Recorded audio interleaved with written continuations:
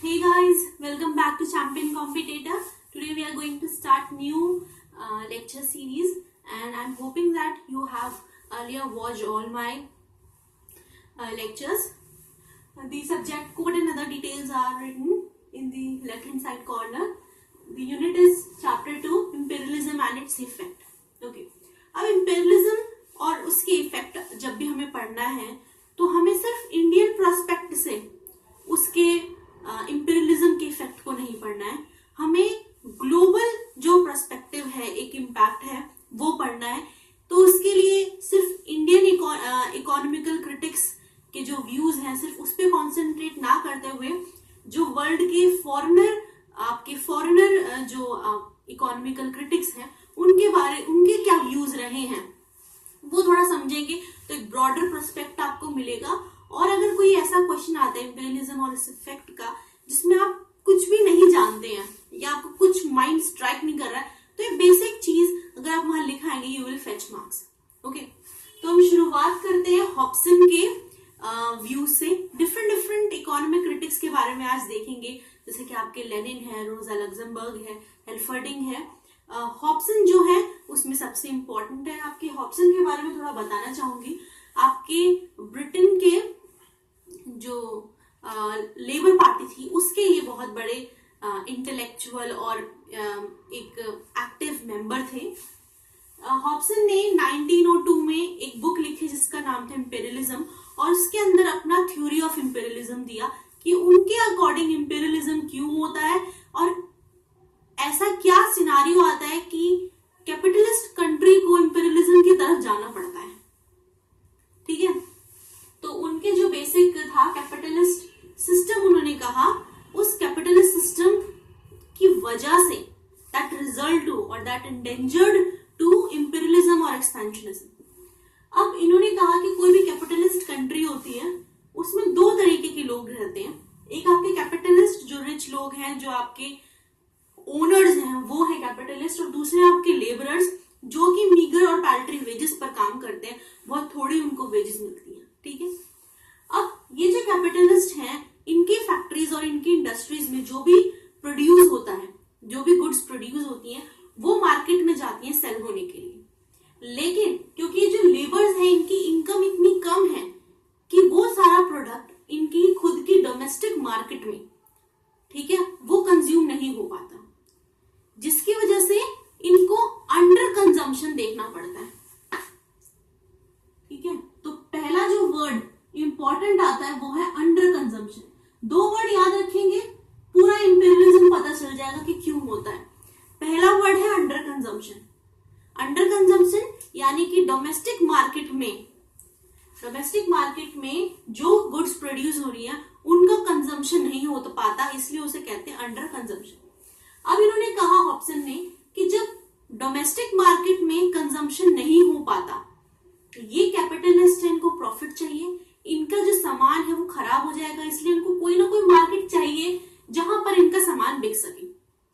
ऐसे कंडीशन में, ऐसे सिनारियो में ये जो कैपिटलिस्ट है ये फॉरेन मार्केट की सर्च करते हैं, यानी कि डोमेस्टिक मार्केट में तो इनका कोई सामान खरीद नहीं पा रहा है क्योंकि उनकी खुद की सैलरी इतनी कम है कि उससे वो सारा सामान कंज्यूम नहीं कर सकते। फिर वो जाते हैं फॉरेन मार्केट की सर्च में कि फॉरेन मार्केट में ऐसे लोग मिल जाए जो इनका प्रोडक्ट खरीद सके और इनका ये जो अंडर कंजम्पशन का प्रॉब्लम है वो खत्म हो सके। ठीक है, तो दूसरी कंडीशन में क्या होता है, ये जो कैपिटलिस्ट हैं अपने सामान को फॉरेन मार्केट में बेचने की कोशिश करते हैं। अब ये तो सिनारियो हो गया। सपोज ये एक कंट्री है, एक कैपिटलिस्ट कंट्री, और इसमें जो कैपिटलिस्ट है वो चाहते हैं ये दूसरी कंट्री है, इसके फॉरेन मार्केट में मैं ये बेच सकूं। लेकिन आप सोचिए, तो एक कंट्री है, उस टाइम पे बहुत सारी कंट्री थी, सिर्फ ब्रिटेन नहीं था जहां पे इंडस्ट्रियल रेवोल्यूशन और कैपिटलिज्म चल रहा था। आपकी फ्रेंच है, डच है, पोर्टुगल है, ठीक है, ये सारे लोग हैं, इनकी कंट्री में भी तो अंडर कंजम्पशन है। तो आप सोचिए, एक बंदा यहाँ है, दूसरा यहाँ है, तीसरा है, they all were fighting for the foreign market. Okay, so all the capitalist country will start fighting for the foreign market. ठीक है, और इस फाइट में एक स्ट्रगल शुरू होगा उस फॉरेन मार्केट को साथ ही आने का कि ये फॉरेन मार्केट में सिर्फ मेरे ही प्रोडक्ट बिके। अब इसके लिए क्या होगा, स्ट्रगल होगी, आपस में क्लैश होगा, क्लैश ऑफ टाइटन्स होगा। उसमें क्या होगा कि वो जो फॉरेन मार्केट है वो जो कैपिटलिस्ट कंट्री चाहती है कि उसके अंडर में है, उसके लिए वो वॉर करेंगे, हर तरीके के टैक्टिक्स अपनाएंगे ताकि वो कंट्री जो है सिर्फ उनके ही सामान को कंज्यूम कर सके। और उस के रिजल्ट में क्या होगा कि जो सारी कैपिटलिस्ट कंट्री हैं वो उन फॉरेन मार्केट के लिए आपस में लड़ने लग जाएंगे। That will lead to the struggle for those markets. और उसमें ही क्या होगा, एक ऐसा सिनारियो, एक ऐसा टाइम आएगा कि जब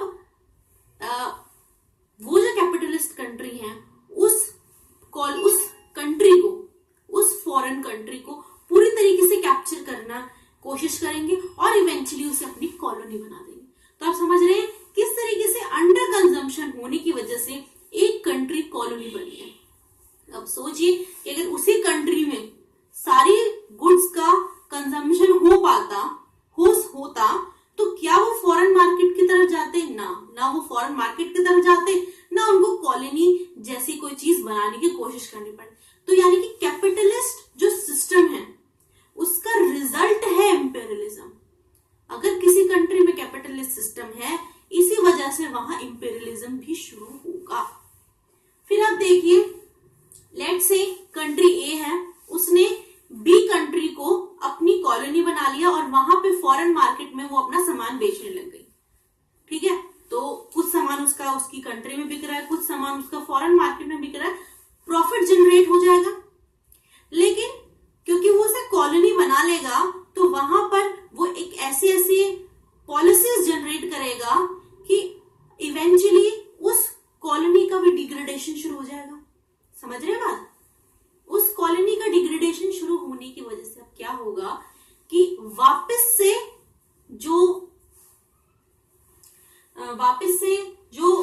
ये जो आपके कैपिटलिस्ट हैं, इनके पास सेविंग जो है वो उनकी सेविंग्स खत्म हो जाएंगी। सेविंग्स खत्म नहीं हो जाएंगे, उनके पास बहुत ज्यादा सेविंग्स बच जाएंगे, जिन सेविंग्स को वो कहीं और इन्वेस्ट करना चाहते हैं। तो पहला वर्ड जो हमने समझा वो था अंडर कंजम्पशन, और दूसरा वर्ड जो हमको समझना है वो है आपका ओवर सेविंग। अब इतना ज्यादा सेविंग हो गया है जिसको वो और जगह इन्वेस्ट करना चाह रहे हैं लेकिन उनको जगह मिल नहीं रही है। तो अब क्या होगा, वापस से ये जो साइकिल है शुरू होगी और वो और कॉलोनीज के लिए जो है फॉरेन में ये काम करेंगे।